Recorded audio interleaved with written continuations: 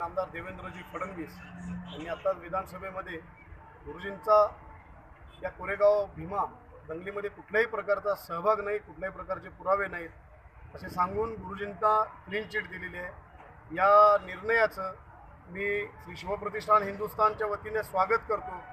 मी मुख्यमंत्र्यांना धन्यवाद देतो। त्याचबरोबर या सगळ्या प्रकरणामध्ये तपास यंत्रणा आणि आमचे प्रिंट मीडिया, इलेक्ट्रॉनिक मीडियाचे सर्व जे सर्व असतील त्या सगळ्या लोकांचे मी मनापासून धन्यवाद मानतो। आमची हीच पहिल्यापासून मागणी होती की काही शक्ती महाराष्ट्रामध्ये जातीय तेढ निर्माण करण्याचा प्रयत्न करत आहे।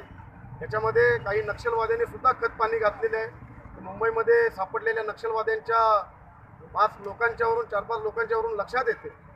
तर महाराष्ट्रातल्या तमाम जनतेने सुद्धा असल्या कुठल्या षडयंत्राला बळी न पडता, कुठल्या तरी कटकारस्थानाला बळी न पडता सर्व जाती या महाराष्ट्रामध्ये आनंदाने नांदत आहेत।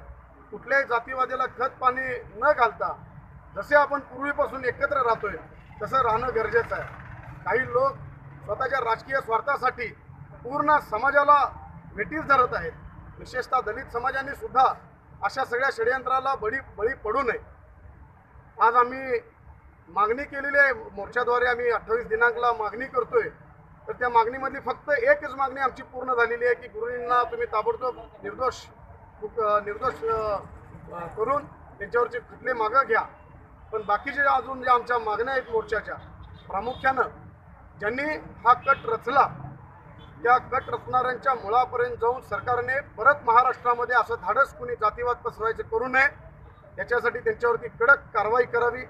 एल्गार परिषदेमध्ये ज्या वक्त्यांची भाषणं झाली, जे जातीमध्ये विष पेरण्याचं काम झालं, ते महाराष्ट्रामध्ये परत इथे येऊन कोणी धाडस करू नये म्हणून त्या वक्त्यांवरती आणि आयोजकांवरती कडक कारवाई करून त्यांना ताबडतोब अटक करावी।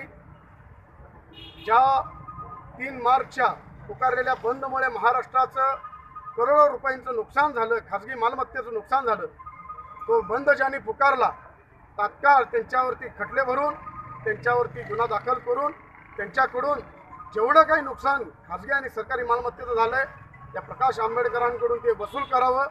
अशा अनेक आमच्या मागण्या आहेत। त्या मागण्यासाठी निर्धारित असलेला मोर्चा दिनांक 28ला महाराष्ट्रामध्ये सगळ्या जिल्ह्यामध्ये पार पडणार आणि हा मोर्चा आता भिडे गुरुजी सन्मान मोर्चा नसून हा आमचा एक विजयी मोर्चा आहे असंच मी आज घोषित करतो।